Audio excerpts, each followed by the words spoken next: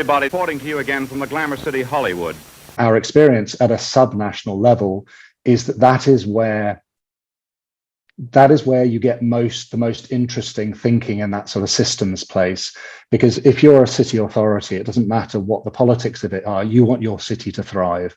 You want your city to be a place where there's good jobs, there are, safe places, it's a thriving place overall. And to achieve that, you actually have to solve for a lot of these systemic issues to allow that to happen. And so a lot of the thinking that goes on, certainly the work that we tend to do, is at that subnational level, because that's the point where the rubber hits the road in terms of how do you actually achieve that systemic thinking in terms of jobs, investment, thriving, green, healthy places to live. All of those things come together in that place.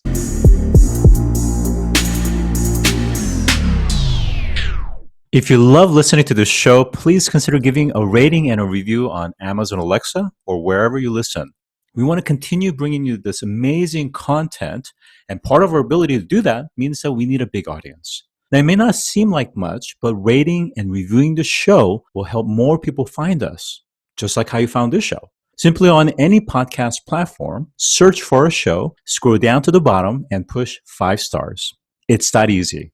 Thanks for supporting the show.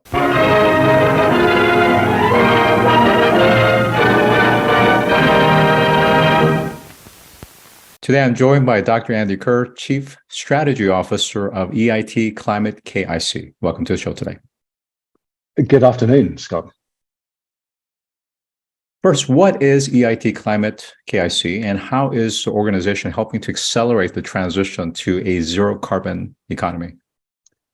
So it was originally set up as one of a number of these KIC's knowledge innovation communities across Europe, really to try and improve the flow of ideas into effective companies. So effectively to take good ideas, to commercialize them, to scale and solve a particular social challenge. And for us, that was the climate challenge. Understood. And being part of the European Institute of Innovation and Technology, it gives your organization a kind of a unique synergistic approach to working across business, academia, and public and the nonprofit sectors. And given the context of what we're talking about, climate change is one of those areas where we really do need, in fact, that full cooperation across these different sectors and industries, specifically to your point, to create new product solutions as well as systems to scale. Now, one of the areas I think that's quite important is thinking through systemically, or more kind of larger approach, including infrastructure. I wonder if you could help us to understand kind of how the organization thinks and how it goes about making big changes happen. Yeah, sure. So, I mean, it's worth giving a little bit of context in the sense that we've spent the last nearly decade and a half really trying to support early stage solutions, bring them through, take them to market, help them scale. And our experience and our observation has been that far too many of them, even if they were very good ideas and potentially good companies, did not scale effectively. And actually that was because we had nascent markets, we had misaligned regulations, we had a whole bunch of things. The financing wasn't necessarily in place for some of these big infrastructure pieces and so on. So our observation was that doing it the old way was not working. And so when we started looking much more at how do we essentially solve for climate change, which needs, as I think everyone is aware, a transformation in the systems and the places that we are working and living in the industry value chains, then actually we need to move beyond looking at just how do we take and scale individual technologies, individual companies, to being much more, how do we look at the whole system? How do we actually build the market much more effectively? So what we did was really move from being a supply side push mechanism, working with the entrepreneurs, with the academics, with the business, to say, how do we help to shape these systems by working with those, whether it's a city authority, whether it's an industry value chain, whether it's with a country government, to start to look at how do we actually start to shape the market as well as bring through those solutions. So you're actually creating enabling conditions to allow some of these fantastic solutions to scale far more rapidly than they would otherwise do. And what you're talking about is incredibly difficult to do, right? And I think prior to some of the work that your organization's been doing, there are many organizations and consortiums, even bodies of entities across public, private, that have been trying to crack this nut, and it's been very difficult. But with that said, EU in particularly has been very successful, I would say, definitely in the last 5-7 years, from a policy, creating the right incentive structure, creating the right schemes, to creating even not just carrots, but also disincentives or penalties, for example, around carbonization or lack of carbonization, let's say, and tariffs even. And of course, the financing. So EU has been in many ways leading this field as it pertains to climate action, probably in many more so than any other area of the world.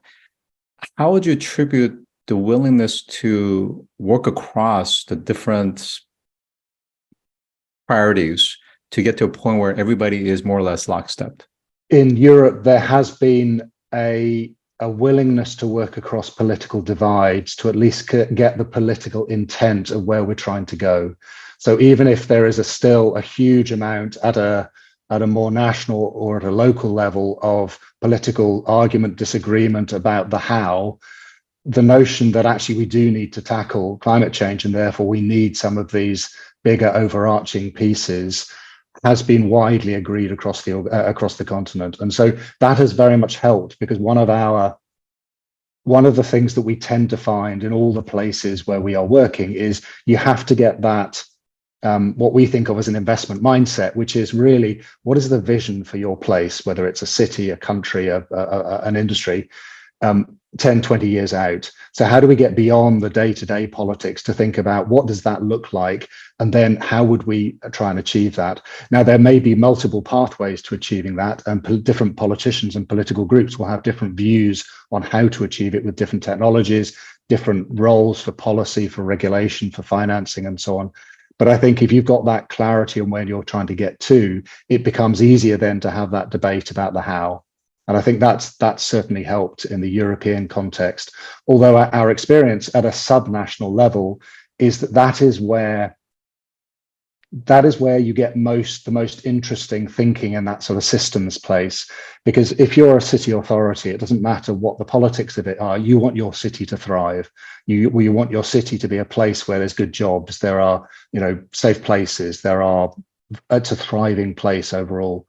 And to achieve that, you actually have to solve for a lot of these systemic issues to allow that to happen. And so a lot of the thinking that goes on, certainly the work that we tend to do, is at that subnational level, because that's the point where the rubber hits the road in terms of how do you actually achieve that systemic thinking in terms of jobs, investment, thriving, green, healthy places to live. All of those things come together in that place.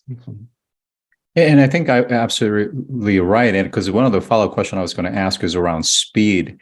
But at the subnational level, cities represents really that catalyzing action and time efficient type of entities. And certainly we have sufficient amount of rankings across cities, including climate, but also sustainable smart city context as well, to exactly all these holistic sets of goals and objectives that cities are trying to make. And they're competing with other cities, and that's a healthy competition, so that they can actually think about how do they stay ahead and maintain that lead in some ways. Now, coming back to your organization, one of the mechanisms or tools that's been used is the form of public and private funds or grants to stimulate some of these innovations. I wonder if you could talk to us about some of those mechanisms and how it's working out. So I think, in the past few years, we've used heavily, essentially grant funds through the European Union as that sort of kickstarter. So that basically high risk capital to allow things to start, with the assumption that we then bring in more and more co-funding from the private sector to support the development of the solutions. What we're actually finding as we move into this broader, say, the city space or the land use, the agri-food space, is that our work on systems innovation really requires us to accept that none of us have all of the answers, and therefore we have to be building really quite big portfolios of interventions, innovations, some of which will fail, some of which will thrive and succeed. But doing it on a scale which is much bigger than for a typical venture firm, much bigger than for even actually the public sector can carry. So, for example, we're working with the 112 odd cities across Europe that are trying to get to net zero emissions in the next 10 years. Phenomenal target. Now, to achieve that, they're going to need, a back of the envelope calculation would be that they need 10 billion of investment just in their built environment. Now, so that's a €1 trillion market just there. If we can then bring some of those innovations through into that space, given that they're going to be needing to put that investment in. When you're talking about that, then it goes far beyond some public seed funding. It goes far beyond venture funding. And you start to have to build much bigger blended finance solutions, bringing in both institutional capital to go with the public money and the venture money, and indeed the philanthropic money that's put at risk for testing some of these initial ideas out. I think one of the projects that comes to mind as we're talking is Methane SAT, which is one of the few that has been philanthropically supported. And it's actually very ambitious and a very exciting project around emission specific to methane, but it's this diffuse methane that's really the 80% that's not accounted for. So to your point, it's this blended approach that really stacks on other types of financing sources that were not typically part of that cap stack, so to speak. That's very exciting. And the other thing that I picked up is this notion of scale. So to create systemic change, you need the portfolio to be substantively large. That's really fascinating. And then, of course, one of the fascinating aspects of your ecosystem is the fact that these startups have access to incredible test beds. So they can not only try it out in 1 or 2 cities, but potentially hundreds, and account for the nuances, but also be able to scale fairly quickly from there on. Yeah, and that's certainly the intention. I mean, I want to be honest here. We have found some real challenges in that scale issue, in the sense that on the one hand, if you've got startups, even with good reference sites and so on, if you then say, can you then scale up rapidly? The answer is for the most part, no, unless there's a whole bunch of other things that take place, a whole nother set of enablers. So, but that's where actually having, if you like, the venture funders, the bigger funders, the cities, the startups in the room talking about what is possible, then starts to open up these conversations and think about how would you finance that? How would you bring the skill sets that are needed to the table? How would you make sure the supply chains are available and so on? So, we're still on a journey to get that right. But I think that you can see the aim, which is if we can build those, as you said, substantive portfolios, real things, which are very large, they're practical experiments, if you like, on the ground, with the sorts of underwrite guarantees so that people will go and test them out, we can start to see that scaling take place. And just for reference for those that are listening, we're talking about the incubator program, the accelerator, the 24-hour hackathon, Climathon, as well as Clean Tech Ideas platform, Climate Launchpad, to name a few. Now, changing gears a little bit here, one of the big areas of emission source is agri-foods or agriculture. And you've been at the Aim for Climate Summit recently, and that was organized by the US government in the run-up to COP28 to discuss how to change our food systems. I wonder if you could tell us a little bit more about that. Yeah, so this was a fascinating conference. It was convened by the US government with the UAE, who are obviously hosting the forthcoming Conference of the Parties, the big climate meeting at the end of the year in Dubai. And they have recognized that we cannot achieve the if you like, the global climate targets unless we do something to transform global food systems. And so really the initiative was about saying, how do we get governments working with venture partners, innovation partners, knowledge partners, to really showcase who is really making steps that are starting to change whole food value chains, basically, in a way that actually allows us to build that change and still deliver the nutritional needs of a growing population in the world, and meet the other elements, not just climate, but the sort of environmental or the biodiversity issues that we're also seeking. So it's one of those classic complex challenges with multiple strands, which, again, nobody has got all of the answers to, but we're starting to see some good examples. we were there working with our partners, the Irish government, who have asked us to work with them in terms of how would they transform what is an incredibly important sector for them, both culturally and as a big export sector, particularly on beef and milk production. And we were really just showcasing at that conference some of the work that we are doing in terms of how we're helping the Irish government to work through the opportunities and build the opportunity space, the sense of possibility that will allow farmers, agri-food processors to start to take steps towards making that transformation that is required. So Ireland it's truly a great case study because their agricultural food sector contributes to some 37% of the country's overall greenhouse gas emissions. And of course, they've committed to cutting 25% of that emission by 2030 and achieving climate neutrality by 2050. But to your point, it's complex. We're talking about cattle, we're talking about dairy farms, and of course, we're talking heavy methane. What were some of the best practices and solutions that were discussed at the summit?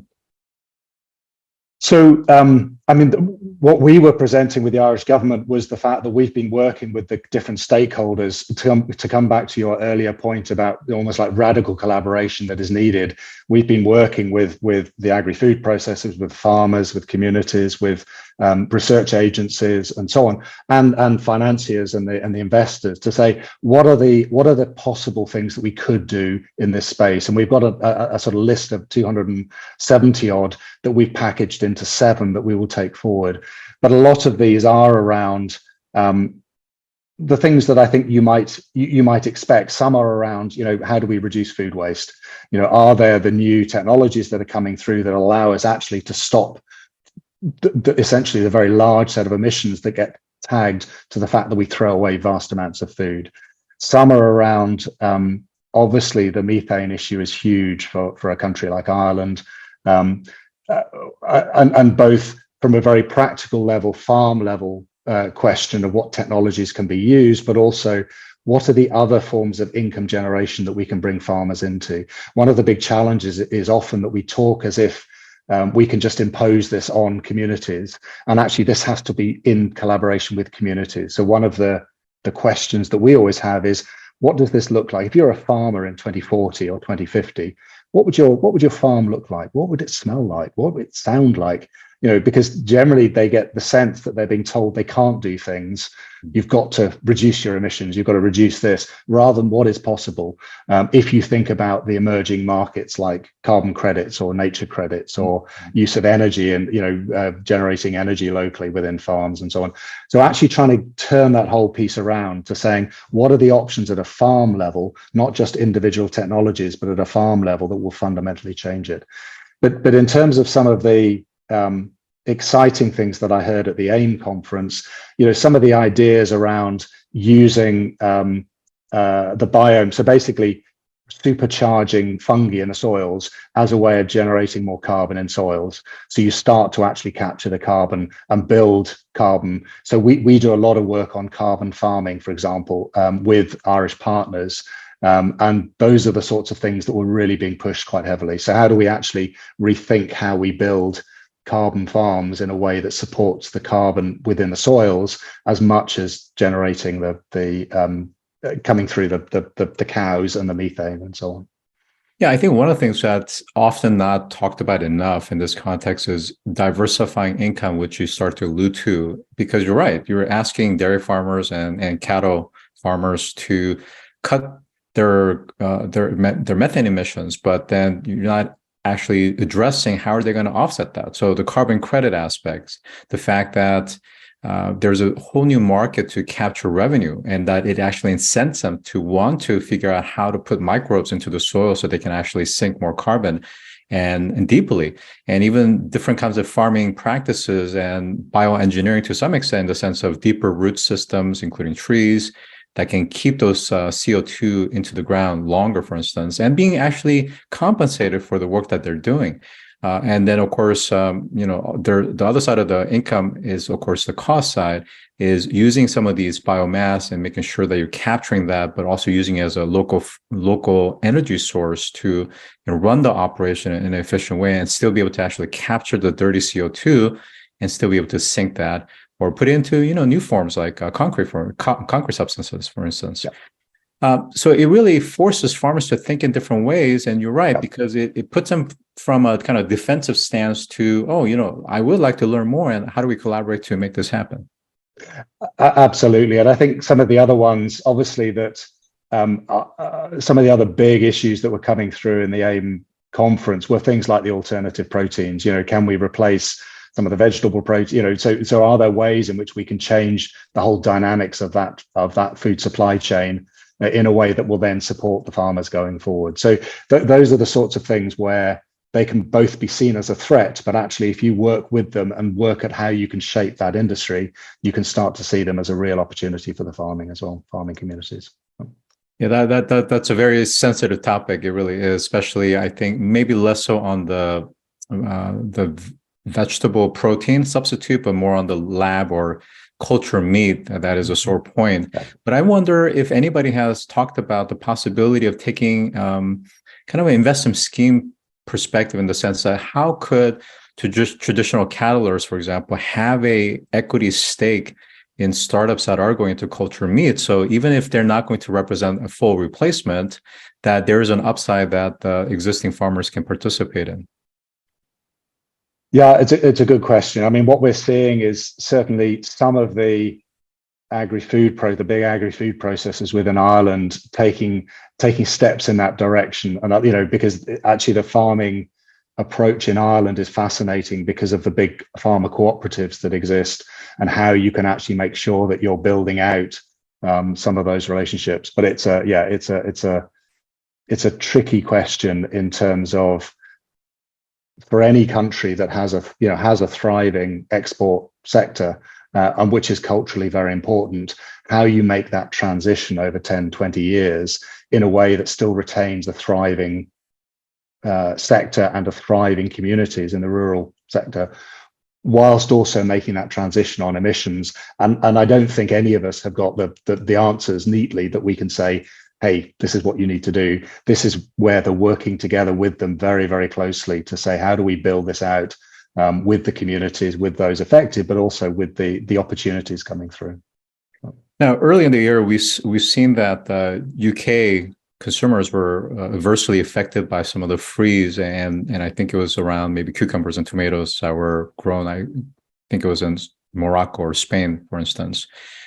So it's starting the climate volatility is starting to affect even food safety for developed nations. So as you think across EU and the different sources, and of course, Ukraine and Russia also plays into a role because of the wheat and some of the other aspects that comes from some of these places. How do you think about food safety and do it in a way that takes into account a kind of a holistic, systemic approach, so that the yield and the products are there, but done in a way that minimizes the carbon footprint?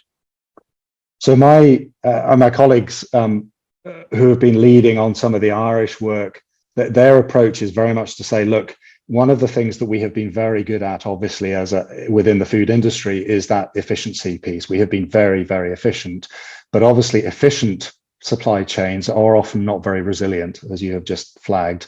And so one of the questions is, if we're looking forward to what does good look like in that farming agri-food system, we really need to be starting with a resilience point. Is it resilient to geopolitics? Is it resilient to environmental impacts? Is it resilient? And then you get to is it sufficient? Is it, in other words, is it within the global planetary boundaries that we are now very aware of? And then you can bring in the efficiency piece, which is within that context, how do we make it as efficient as possible?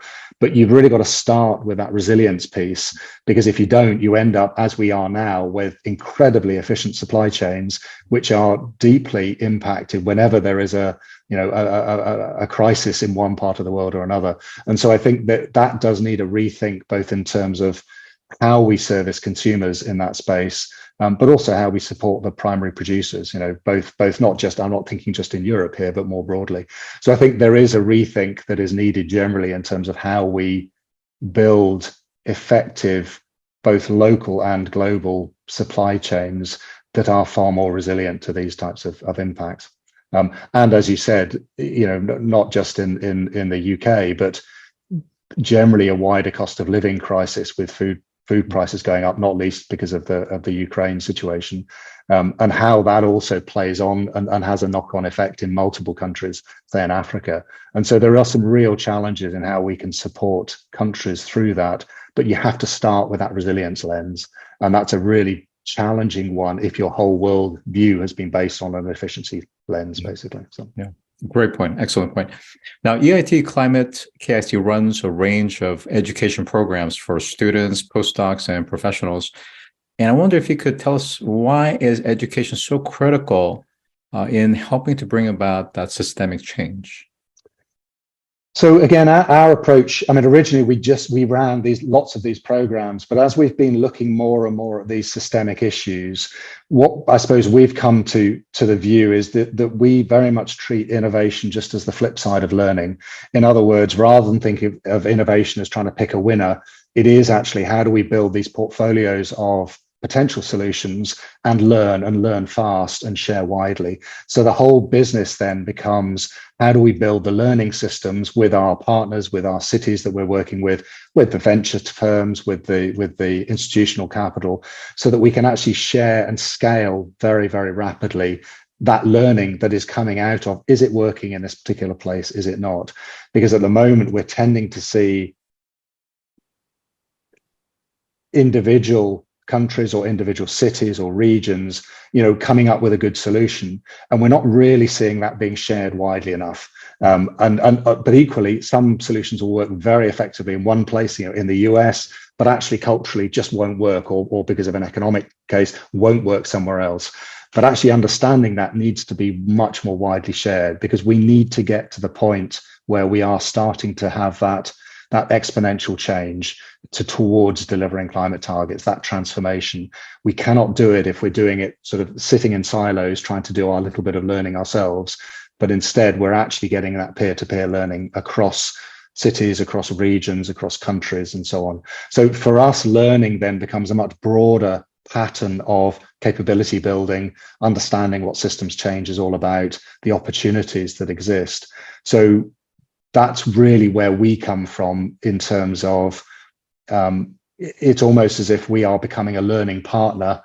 We do the innovations, we work with different financiers, funders, we work with academics, we work with business, but what's coming out needs then to be shared. And that's then building, packaging up the learning that comes from that and sharing it widely. So that then becomes a learning partnership with whoever we are working with.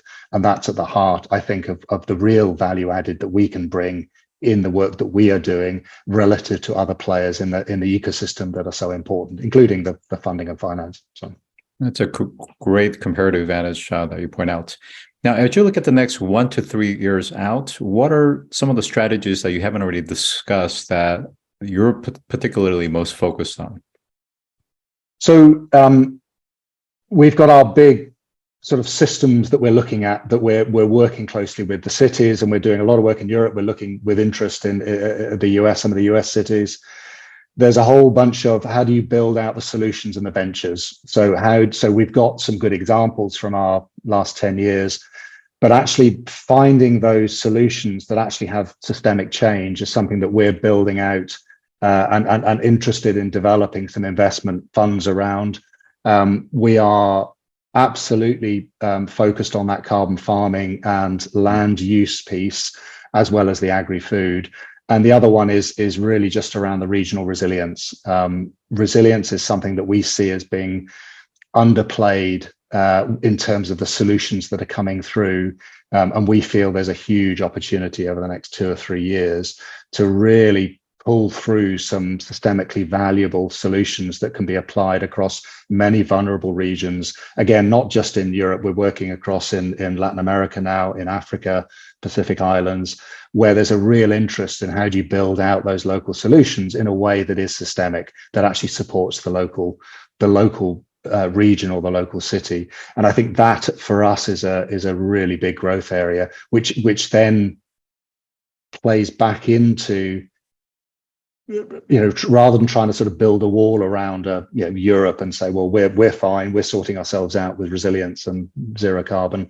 but actually starts to say, how do we actually do that shared learning with other continents, with other countries who are also bringing forward some amazing solutions, so we properly get that shared learning between places. So I think for us, the resilience piece is a crucial one for building out at the moment.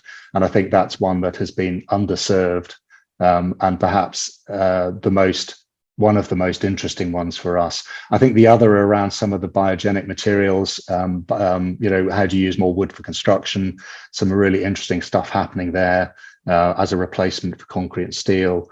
But those are the sorts of things that we're seeing. But in terms of our priorities, it is really about building out these portfolios of interventions, of innovations, mobilizing the funding, the finance, the institutional capital that can make that happen on the ground, working in partnership with the city authorities or with the regions or with the industry value chains that we're working with.